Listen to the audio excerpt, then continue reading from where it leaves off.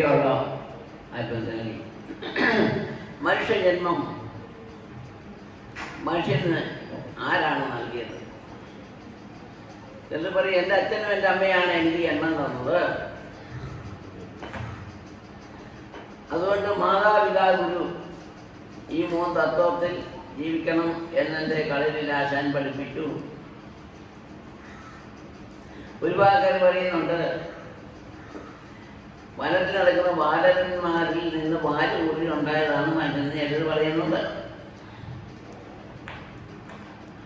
അതേത് വർഗം, അതായത് പശു പ്രസവിച്ചാൽ ആടായി മാറുന്നില്ല, ആട് പ്രസവിച്ചാൽ പശുക്കുട്ടിയായി മാറുന്നില്ല, പൂച്ച പ്രവചിച്ചാൽ പട്ടിക്കുട്ടിയായിട്ട് മാറുന്നില്ല. അപ്പോൾ ഇതിന് ഈ പ്രകൃതിയിൽ തട്ടക്കിളി മുട്ടയിട്ട് കഴിഞ്ഞാൽ കുഞ്ഞുങ്ങൾ തന്നെ അത് മാളത്തെയായിട്ട് മാറുന്നില്ല. ഇതൊക്കെ നമുക്ക് ബോധ്യമുള്ളതാണ്. പിന്നെ ഈ മനുഷ്യൻ്റെ അവസ്ഥ മാത്രം എന്താ, ഈ വാനരൻ്റെ വാലുകൂലി ഉണ്ടായെന്ന് പറയാൻ കാരണം എന്താണ്? അത് തെളിയിച്ച് തരാൻ ആരെങ്കിലും ഉണ്ടോ? ഈ ലോകത്തിൽ ആരെങ്കിലും ഉണ്ടോ? യഥാർത്ഥം തെളിയിച്ച് തരുന്നതെല്ലാം ദൈവത്തോടല്ല, യഥാർത്ഥം തെളിയിക്കാത്തതെല്ലാം മൃഗതുല്യതാണ്. അവന് ബോധം തെളിഞ്ഞില്ല. ഗുരുദേവന്റെ കൽപ്പന പ്രകാരം ആത്മബോധം അവർ തെളിയാത്തത് കൊണ്ടാണ് അവിശ്വാസങ്ങളെല്ലാം പറഞ്ഞ് പൂർണ്ണതയാക്കാൻ തേടി നടക്കുന്നത്. ഏവർക്കും ഒരു ജന്മമുള്ളതാണ് നമുക്കറിയാവുന്ന കാര്യമാണ്. അത് മനുഷ്യജന്മമാണ്. മനുഷ്യൻ പല ജാതിയും ജനിച്ചിട്ടില്ല, പല ജന്മമില്ല മനുഷ്യൻ. യഥാർത്ഥത്തിൽ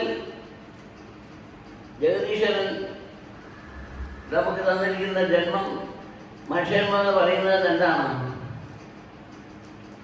ആണെന്നും പെണ്ണെന്നും 2 ജാതിയായി പറപ്പിച്ചു.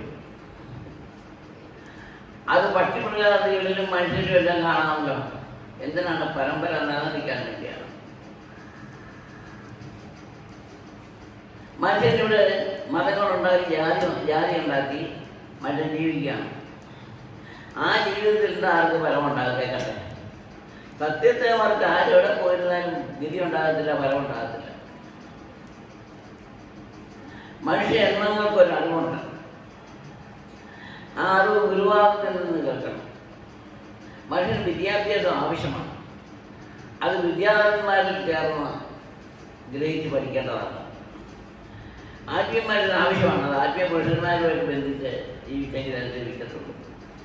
പുരാണങ്ങളെല്ലാം വായിച്ച് മനുഷ്യനെ ബോധം കെട്ടിരിക്കുക. ഭഗവാനെ നേരിൽ കണ്ടെഴുതിയിട്ടുള്ള ഒരു എഴുത്തുകാരുമില്ല ഭൂമിയിൽ. ഭഗവാന്റെ ചരിത്രം എഴുതിയാൽ ഭഗവാനെ നേരിൽ കണ്ടിട്ടുള്ള എഴുത്തുകാരും ഇല്ല. പിന്നെ അങ്ങനെ അവരെഴുതിയാലും ശരിയാകുന്നത്. അപ്പം അങ്ങനെ യഥാർത്ഥം അറിയാൻ എഴുതി വെച്ചതെല്ലാം വായിച്ചവരെല്ലാം ബോധഹീനന്മാരായി മാറി. അപ്പം എഴുതാനാണ് അതിൻ്റെ തലവനാണ്. അതല്ലേ ലോകത്തിൽ കാണുന്നത്. ദൈവീക കാര്യം പറയുമ്പോൾ ദൈവം വിളിക്കുന്ന ആദ്യത്തെ ചോദ്യം ആത്മാവിടുന്ന്, ആത്മാവിൻ്റെ കാര്യം പറയുമ്പോൾ ആത്മാവെന്ന് പറഞ്ഞ വസ്തു എന്താണ്? ഇതൊക്കെയാണ് ഇതിന് വാദപ്രതിവാദം ലോകം കൊണ്ട് നടക്കുന്നത്. ഈ വാദപ്രതിവാദം കൊണ്ട് നടക്കുന്നതോട് എന്ത് ഗതി നമുക്ക് ലഭിക്കുന്നത്, എന്ത് ഗുണം സിദ്ധിക്കുന്നു? ത്രേതായുഗം മുതൽ മനുഷ്യൻ ജനിക്കുന്നു, മരിക്കുന്നു, ഇങ്ങനെ കടന്നു പോവാണ്. ത്രേതയിലും ഭാവനയിലും കടന്നു പോകുന്ന ഒരു പിതാവും മാതാവും മക്കളും പിന്നെ തിരിച്ചു വന്ന് അവരുടെ ചരിത്രം പറഞ്ഞ് എഴുതിയതെങ്കിലും എവിടെയെങ്കിലും കാണുന്നുണ്ടോ? ഇതൊക്കെ ചോദ്യമാണ്.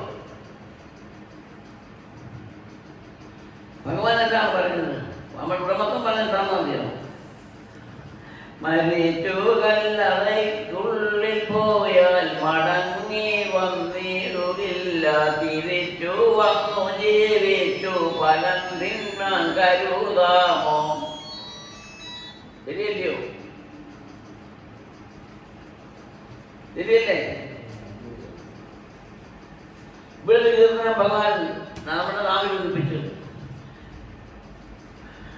പുല്ലടിപ്പോകുന്ന അസ്ഥിക്ക് എന്തിന് സമ്പത്ത് തേടുന്നു?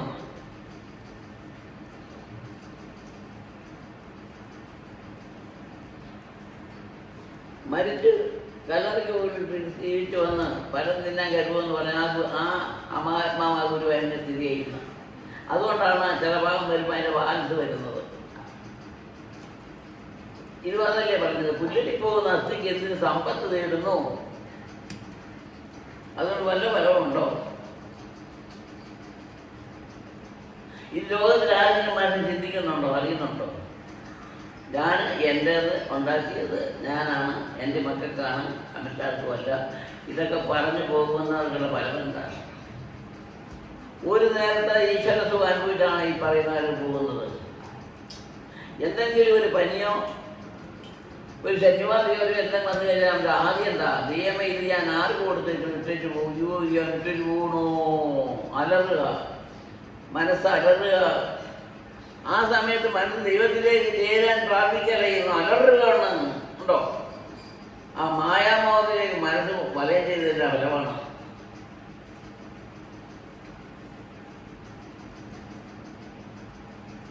അതിൻ്റെ ഉടമസ്ഥൻ ചോദിക്കുന്നു, ജനനം മരണം കൃത്യമായി പറയാൻ ആരുണ്ടല്ലോ ലോകത്തിൽ?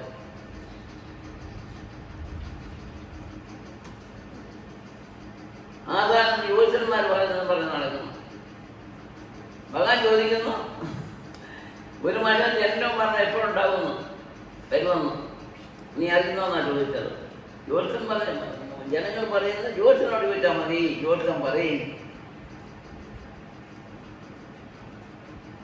ഇങ്ങനെ അന്ധവിശ്വാസത്തിൽ മനസ്സ് കിടന്ന് കയറ് പിരിക്കൊള്ളുന്ന പോലെ പിരിഞ്ഞുകൊള്ളുക, നേർവഴി കാണാതെ അലഞ്ഞ് തിരിഞ്ഞ് ഉള്ള ജീവിതം എത്ര കഷ്ടമാണിത്. സ്വയകാര്യങ്ങൾക്ക് വേണ്ടി നേടിയെടുക്കാൻ വേണ്ടി എന്തെല്ലാം കൗശലങ്ങളാണ്. ഈ അടുത്ത നാളിൽ തന്നെ കണ്ടില്ലയോ ഗുരുദേവന്റെ ജന്മദിനത്തെ മഹാത്മ്യത്തെ പറ്റി തെളിയിച്ചത്? അദ്ദേഹം ജനിച്ചത് എവിടാണ്? അദ്ദേഹം വളർന്ന എവിടാണ്? ദൈവത്തെ എവിടെ സിദ്ധിച്ചു? ഇതിൻ്റെ ഏതെങ്കിലും ഒരു വഴി അദ്ദേഹത്തിൻ്റെ മാറ്റത്തെ പറ്റി കേട്ടോ. ഏതാണ്ട് ഒരു 1600 സ്ഥാപനത്തിൻ്റെ ഉടമസ്ഥനായിരിക്കുന്ന ബ്രഹ്മശ്രീ ശുഭാനന്ദ ഗുരുദേവന്റെ ജന്മചരിത്രമാണ് പറഞ്ഞത്. ഇത്ര അവഹേളിക്കുക എന്ന് പറയുന്നത് പിടിക്കാൻ പറ്റുന്നതാണോ? ആണോ? സ്വന്തം സാർത്ഥയ്ക്ക് മുതലെടുപ്പിന് വേണ്ടി എന്തും പറഞ്ഞു പിടിപ്പിക്കാവുന്നതാണ്. ശുഭാനന്ദാശ്രമത്തിൽ അതിന് ചോദിക്കാൻ ആളില്ലെന്നോ? അത് ആർക്കും ചോദിക്കാം. അത് ചോദിപ്പിക്കേണ്ടത് ചോദിക്കേണ്ടത് ശരിയില്ല. ഒന്ന് ആലോചിച്ച് നോക്കുന്നത് 1-2 സ്ഥാനത്തിനുള്ള ഉടമസ്ഥനാണ്. ആത്മബോധ സംഘത്തിന്റെ സായുധേരാണ് ആത്മബോധ ശുഭാനന്ദൻ. മറ്റുള്ള മതങ്ങൾക്ക് പോലും മാതൃപുരുഷനാണ്. അദ്ദേഹത്തെയാണ് ഇങ്ങനെ വളച്ചൊടിച്ച് വെച്ചത്. എനിക്കത് കേട്ടിട്ട് സഹിക്കാൻ പറ്റുന്നില്ല. എന്താ, ഞാൻ എൻ്റെ ഗുരുവിനെ ആരാധിക്കുന്ന ഒരു വ്യക്തിയാണ്, ഒരു സ്വാമിയാണ്. എൻ്റെ അടുത്ത് ഇവിടെ കള്ളങ്ങ അടച്ചനൊന്നുമില്ല. എനിക്ക് 2-3 പേരുമില്ല, പദവിയില്ല. ഈ 2-3 പേരും ഇങ്ങനെയൊക്കെ ഉള്ളപ്പോൾ ചോദ്യം ചെയ്ത് ഞാൻ അവിടുത്തെ അല്ലെന്ന് പറയാനാണ്. ഇതൊക്കെ മനസ്സിലോട്ട് നമുക്ക് ചിന്തിക്കുമ്പോൾ അറിയരുത് കാര്യങ്ങൾ.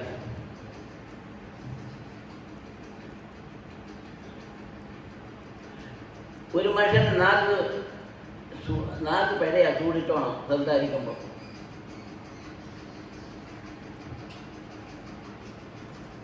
ആ പെട മാറുന്നതിന് വേണ്ടിയാണ് മുഴുവൻ ക്ഷേത്രങ്ങളിൽ ശൂലം നാക്കെ കൊത്തി കയറുന്നത്. നാക്ക് നേരെ നിൽക്കാൻ, ഇല്ലാത്തത് പറഞ്ഞ് പഠിപ്പിക്കാതിരിക്കാനാണ് ശൂലം കുത്തുന്നത്.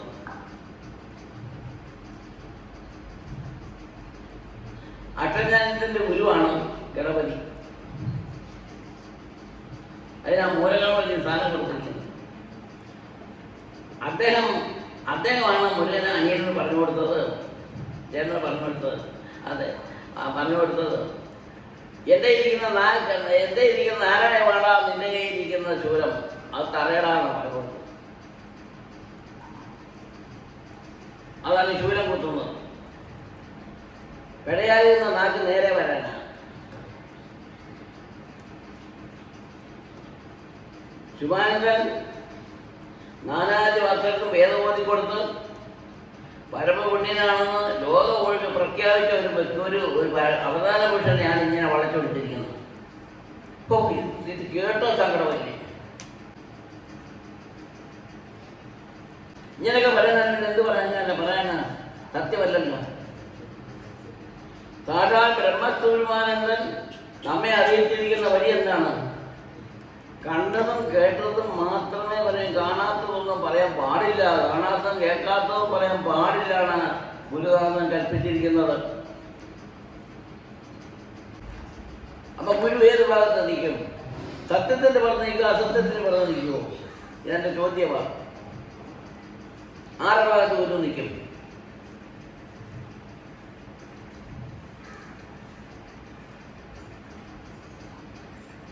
എല്ലാം ഭഗവാൻ വിട്ടുകൊടുത്തിരിക്കുന്നു. താൻ ചോദിച്ചോട്ടെ, തനിക്ക് ഇഷ്ടമാണ് സ്വീകരിക്കട്ടെ, ഇഷ്ടമല്ലെങ്കിൽ അതിൻ്റെ ശിക്ഷ കൊടുക്കട്ടെ. ഇതേ നമുക്ക് പറയാനുള്ളൂ. നാം ആരാ? അല്ലയോ? ഗുരു നമ്മെ പഠിപ്പിച്ച കാര്യം വിശ്വസിക്കുന്നു. അത് വിശ്വസിക്കുന്നവരെല്ലാം അത് അനുഭവത്തിലായി ചെയ്യട്ടെ.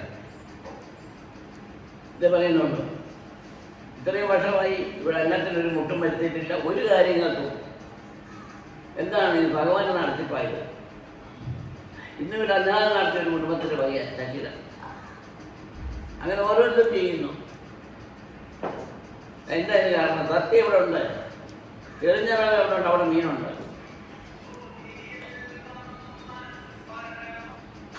ലോകമെങ്ങും ഈശ്വരനൊക്കെ നടക്കുന്ന കാലമാണ്. അതിനാൽ കാലം കലിയുഗം. കലിയുഗത്തിൽ ശുഭാനം കൽക്കിയായി വന്നു, മഹാത്മാവായി ജീവിക്കുന്നു എന്നല്ലേ പ്രഖ്യാപിക്കേണ്ടത്? അവരവർ വിശ്വസിക്കുന്ന ഗുരുവിനെ താഴ്ത്തിക്കെട്ടരുത്. എത്രമാത്രം ഉയർത്താവോ അത്രമാത്രം ഉയർത്തി ലോകത്തിന് കാണിക്കണം. അതാണ് നമ്മുടെ ഐഡിയോ. ഗുരുവിൻ്റെ വചനം അങ്ങനെയായിരുന്നു.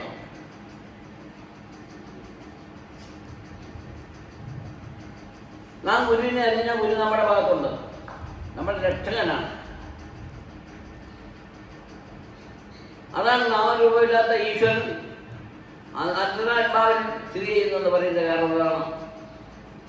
ഈ ജ്ഞാനസൂര്യനായിരിക്കുന്ന ഭഗവാനെ ആർക്കും മറച്ചു വെക്കാൻ ഒക്കത്തില്ല. കിഴക്ക് സൂര്യൻ ഉദിക്കുമ്പോൾ അതിൻ്റെ മുമ്പിൽ മുറം പിടിച്ചു കഴിഞ്ഞാൽ സൂര്യൻ പ്രകാശിക്കാതോ അടിക്കാതെ ഇരിക്കുമോ? ആവശ്യക്കാരന് അല്ലാത്തവനെ മറച്ചു പിടിച്ചുകൊണ്ടിരിക്കും. അവൻ്റെ മുഖത്ത് അടിക്കത്തില്ലായിരിക്കും എന്ന് പറയുന്നത് പോലെയുണ്ട്. അത് ഇത്രയും പറഞ്ഞാൽ നമുക്ക് ആരാധക പ്രവേശന സർവീസ് നമ്മുടെ കൂടെ നിന്ന് അനുഗ്രഹിക്കട്ടെ.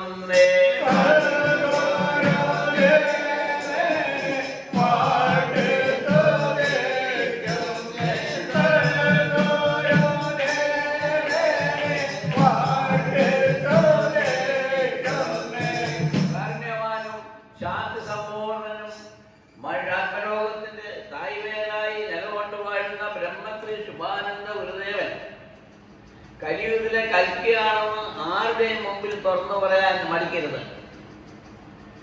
ആരെന്ത് ചോദിച്ചെന്നാലും കലിയുഗത്തിന്റെ വ്യവസ്ഥ പറയാനും പറഞ്ഞു കൊടുക്കുവാനും അതിനെ ബോധ്യപ്പെടുത്തുവാനും ഇന്ന് ചൈതന്യ ശക്തി നമ്മുടെ കൂടെ നിലനിൽക്കുന്നുണ്ട്.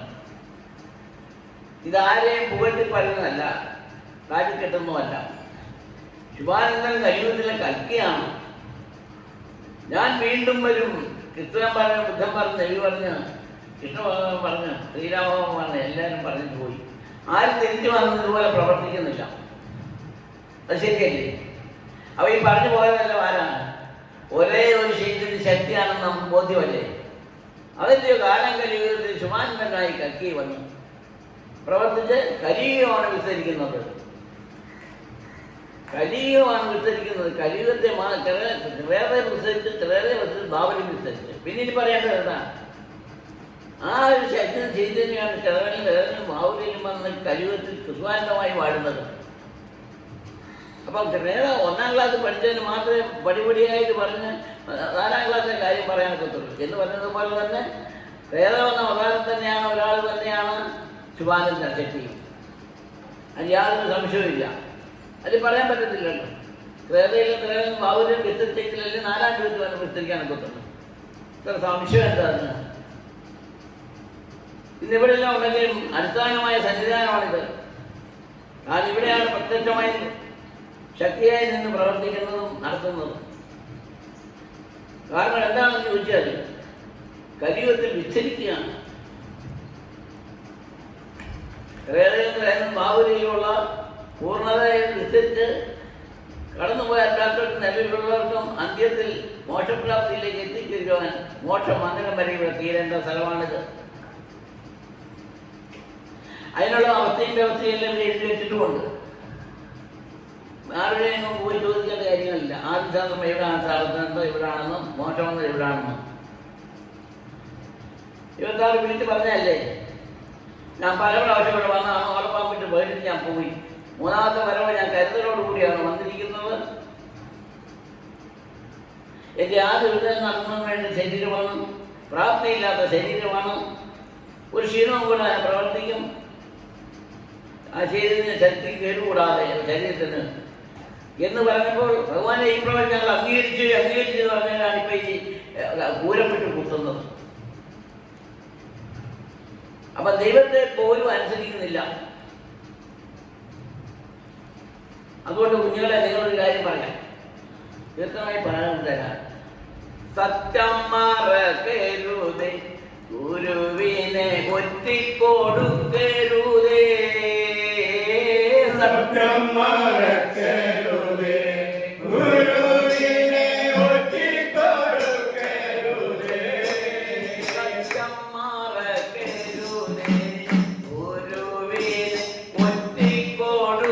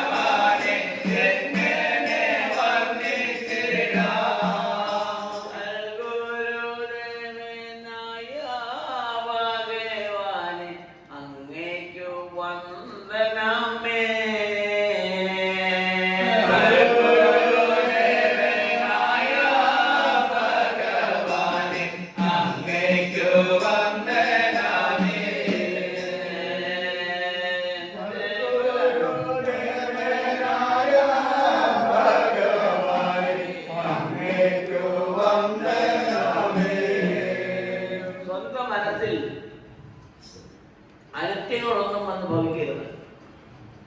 മനസ്സെപ്പോഴും നിഷ്കളങ്കരായിരിക്കണം. ആ നിഷ്കാമകർമ്മം ഏത് മനസ്സിലുണ്ടോ അവിടെ ഭഗവാൻ എത്തിച്ചേരും. അതിൻ്റെ കാരണം എന്താ?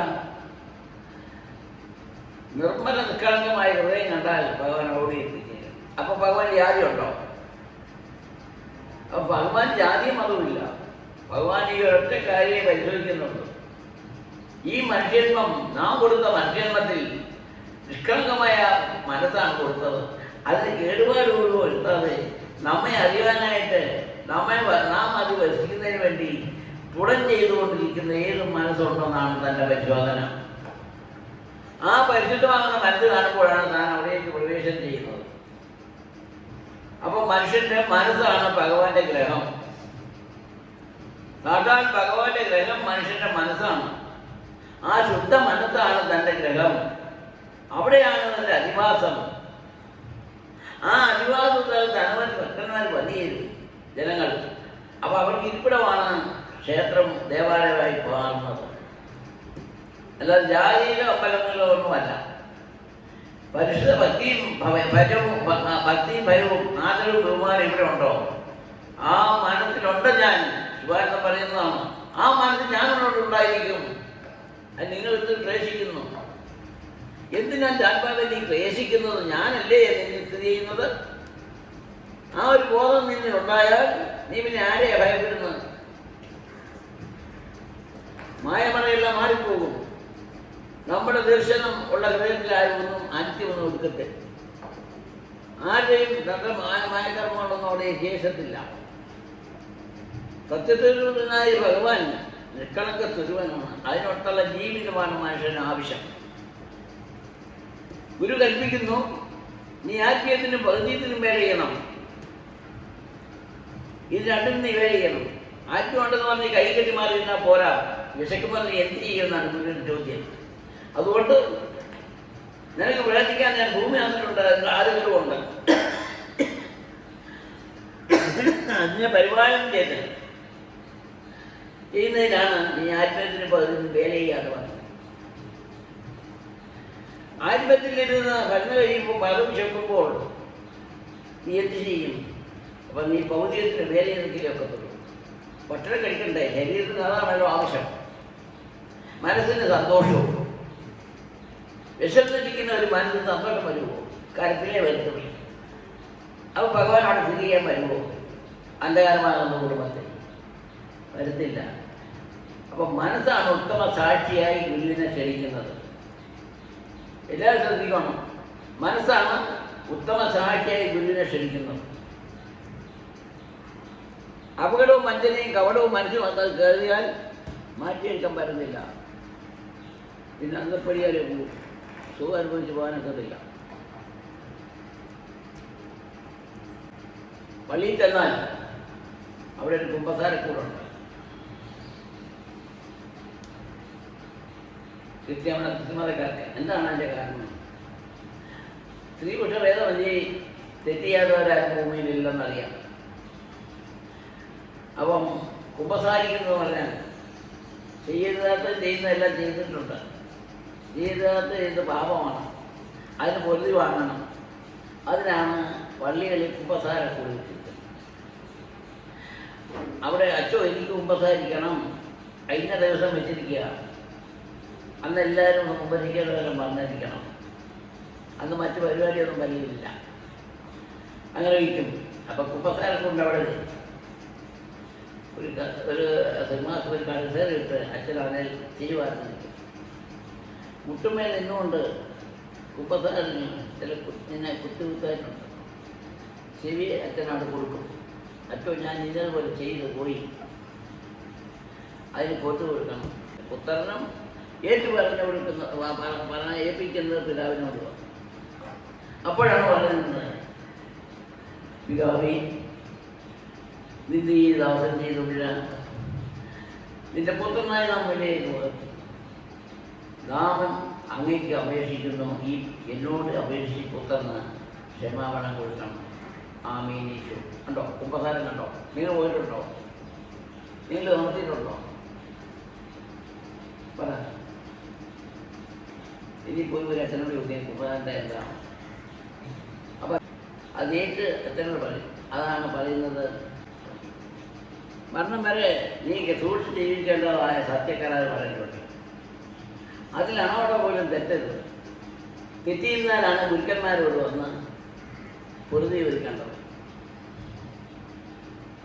അപ്പോൾ ഹിന്ദുക്കൾക്കും ഉണ്ട്, ഏത് മതസ്ഥർക്കും ഉണ്ട്. പക്ഷേ മറ്റുള്ളവരെല്ലാം തുറന്നു പറയും പൊറുതിക്ക് വേണ്ടി. ഹിന്ദുക്കൾ പ്രത്യേകിച്ച് സംസ്കാരം കേട്ട സത്യം തെറ്റ് പറയത്തില്ല.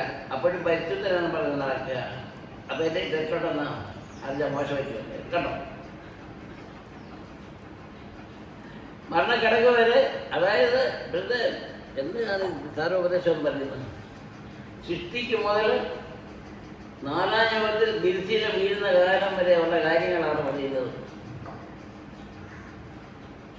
പിന്നെ ഒരു ഗ്രന്ഥം പുരാണം, അതാണ് ആത്മോപദേശത്തിൻ്റെ ഗ്രന്ഥം നോക്കി കണക്കാക്കുന്നത്. അത് നോക്കുമ്പോൾ അതെല്ലാം കവിശലമാണ്, ഇത് യഥാർത്ഥവുമാണ്. ഈ ചൊല്ലുന്നത് എന്നാണ് പരലോകത്തിന് പരമാത്മാവിൽ നിന്നാണ് വിശ്വസിച്ചിരുന്നത്. വല്ല ഇതൊരു അക്ഷര പുരാണങ്ങളുണ്ടോ നോക്കി. ഈ പുരാണത്തിൻ്റെ മറുവശമാണിത്. ഇവിടുത്തെ കീർത്തനം എല്ലാം നോക്കി വേറെ ആരും ഇവിടുത്തെ വീണ്ടും എടുത്ത് വെച്ചിട്ടുണ്ടോ? വേറെ ആർക്കും നമ്മുടെ ആർക്കും തന്നെ ഉള്ള കീർത്തനം ഇതിനകത്ത് ചേർത്തിട്ടുണ്ടോ? അളവ് അതത്തില്ല, ഞാൻ ഒഴുകിക്കൊണ്ടിരിക്കുന്ന ഒരു വസ്തുതയാണ്. പിന്നെ ഇവിടുന്ന് മറ്റേടത്ത് ഇതുവരെ ചെയ്തു ചോദിക്കത്തില്ല. അരി ശ്രീധരൻ പറഞ്ഞാൽ അതിനെ തുടർന്നുള്ള വർഷം വരെ പോകണം. എൻ്റെ ഇടയ്ക്ക് കയറ്റാൻ പറ്റുന്നില്ല. ഇതുവരെ വ്യത്യാസം വരും. ഇതൊക്കെ മനസ്സിലാക്കി ജീവിക്കണം.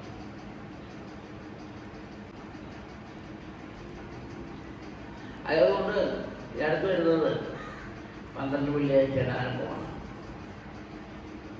അതിനുള്ള നോട്ടിട്ടുണ്ട്.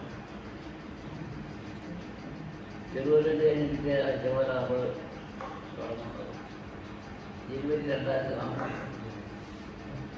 അപ്പോൾ ഇതിൽ ഈ ദിവസങ്ങളിൽ മനുഷ്യൻ ശുദ്ധവൃത്തിയോടുകൂടി വലിയ ശുദ്ധവൃത്തിയോടുകൂടി ജീവിക്കണം. നമ്മുടെ ഈ സൗരഭാങ്ങേറ്റം വളരണമെന്ന് വളർത്തണമെന്ന് ഞങ്ങൾക്കൊരു ആചാര്യനുണ്ട്. അദ്ദേഹം നിലനിന്നെങ്കിൽ മാത്രമേ ഞാൻ കേൾക്കാനൊക്കത്തുള്ളൂ. അതുപോലെ ആയുസ്സും ആരോഗ്യം കൊടുക്കണം. ഇങ്ങനെയുള്ള സങ്കല്പമൊക്കെ വളർത്തണം. അങ്ങനെ സ്ഥാപനത്തിൻ്റെ വളർച്ച സ്ഥാപനം നിലനിൽക്കണം. അതിന് കാരണം അത് വേണം